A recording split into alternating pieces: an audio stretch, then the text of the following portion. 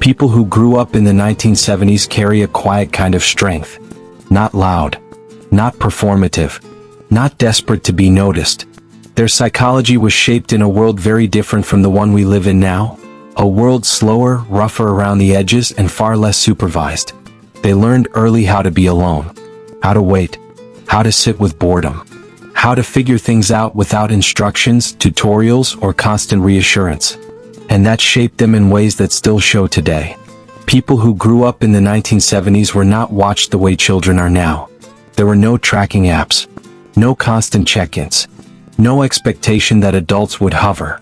They played outside until the streetlights came on. They disappeared into neighborhoods, fields, forests, and vacant lots. They learned the geography of their world by walking through it, not by being driven everywhere. Psychologically, this created early autonomy. They learned to assess risk on their own. To make mistakes without immediate intervention. To handle small injuries, conflicts, and disappointments independently. This didn't make them fearless. It made them self-directed. The 1970s were slow by modern standards. If you wanted to talk to someone, you called their house and hoped they were home. If you missed them, you waited. If you wanted information, you looked it up. If you were bored, you stayed bored. There was no instant stimulation. Psychologically, this trained frustration tolerance. People who grew up in the 70s learned that discomfort wasn't dangerous. Waiting wasn't failure. Boredom wasn't something to escape, it was something to pass through. This is why many of them are calmer under pressure today. Their nervous systems weren't conditioned for instant gratification. The 1970s were not emotionally expressive in the modern sense. Feelings were rarely analyzed, rarely discussed in depth, often handled privately. You'll be fine. Shake it off. Don't make a fuss. This created a generation that learned to contain emotion, not necessarily understand it. Some became emotionally reserved. Others learned to express emotion through action instead of words. Or responsibility, providing. Psychologically, many developed emotional self-reliance, sometimes healthy, sometimes heavy. There were no likes, no comments, no audience for every moment. Praise came occasionally, and usually meant something when it did. This shaped a different relationship with self-worth. People who grew up in the 1970s often don't rely on external validation to the same degree. They learn to judge themselves by effort, competence, and resilience, not by attention. This doesn't mean they don't care what others think.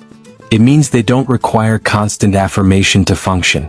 The 1970s were not a soft decade. Economic instability, energy crises, Cold War anxiety, political unrest, social change.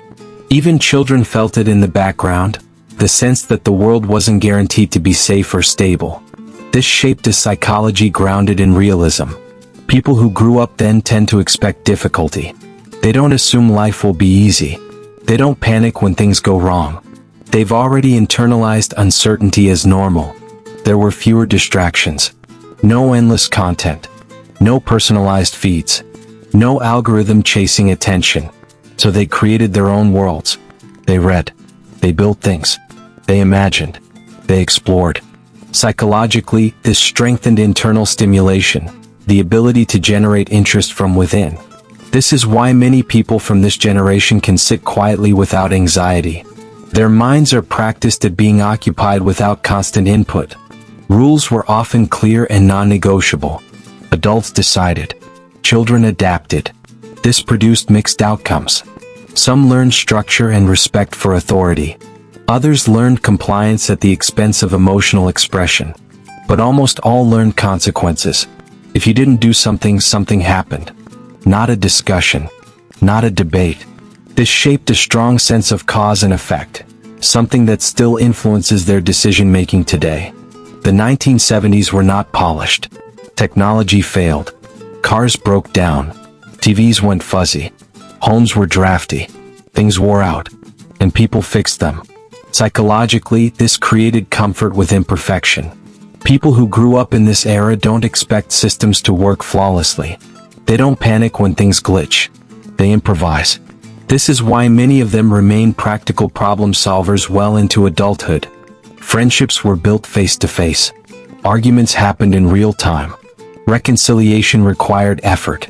You couldn't block someone and disappear. This trained social endurance. They learned how to tolerate discomfort in relationships, how to repair, how to coexist even when things were awkward. Many still value loyalty and consistency over constant emotional reassurance. Their childhood wasn't documented. There are fewer photos, fewer records, fewer permanent mistakes. Psychologically, this allowed identity to evolve without constant surveillance. They could try things, fail quietly, change directions without explanation. This is why many of them feel uneasy with modern overexposure. It clashes with how their sense of self developed. Many people who grew up in the 1970s were given responsibilities young. Watching siblings, running errands, handling problems without adult mediation. This fostered early competence. They learned that being useful mattered, that reliability had value. This still shows in how they approach work, family, and obligation. Because emotional processing wasn't emphasized, many learned to keep reactions contained. They don't overshare. They don't dramatize. They don't immediately externalize stress. This can look like emotional distance, but often it's emotional containment. They feel deeply. They just process privately. Therapy language, boundary talk, constant emotional analysis. For some, this feels foreign. Not because they lack depth, but because they were never taught to verbalize emotions that way. They learn to show care through actions, not articulation. This can create misunderstandings across generations. People who grew up in the 1970s don't always talk about what they survived. They just keep going. They endured boredom, discomfort, uncertainty, change, without an audience. Psychologically, this built resilience rooted in experience, not self-concept. They don't call themselves strong. They just are. Economic swings, cultural shifts, changing norms. They watched certainty dissolve more than once. This is why many prioritize stability later in life. Routine, security, predictability. Not because they fear change, but because they understand its cost.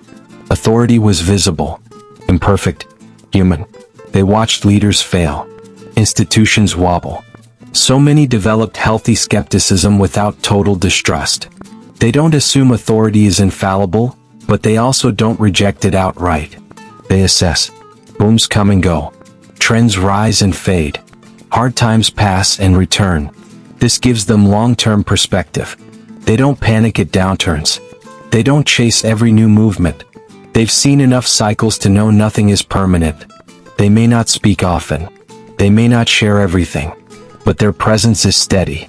They don't require constant stimulation. They don't demand attention. They know how to be with themselves, a skill learned long before screens filled silence. People who grew up in the 1970s were shaped by a world that demanded patience, independence, and realism.